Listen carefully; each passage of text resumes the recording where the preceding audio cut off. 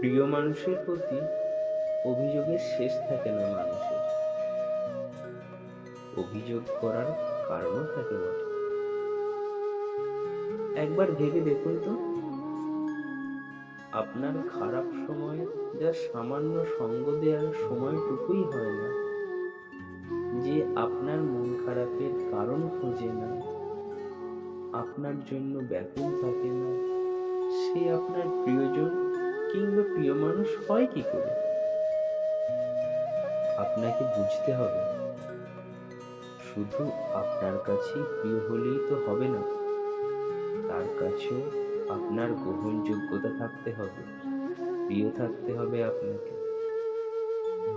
জানেন তো, প্রিয় জিনিসের প্রতি মানুষের একটা আলাদাই যত্ন থাকে, আলাদা ভালোবাসা থাকে, আলাদা টান থাকে। প্রিয় জিনিস মানুষ সহজে অবহেলায় ফেলে রাখে না, চোখের আড়াল হলেই পাগল হয়ে যায়, হারাতে চায় না কিছুতেই। কিন্তু যে আপনাকে তার প্রিয় মানুষই ভাবেনি কখনো, তার কাছে অধিকার বোধ দেখাবেন কিভাবে?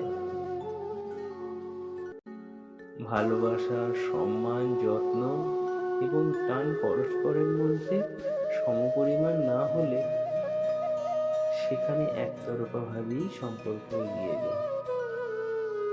এগিয়ে যেতে যেতে একটা সময় পর এক পক্ষ ঠিকই অনুধাবন করতে পারে এবং হাঁপিয়ে ওঠে।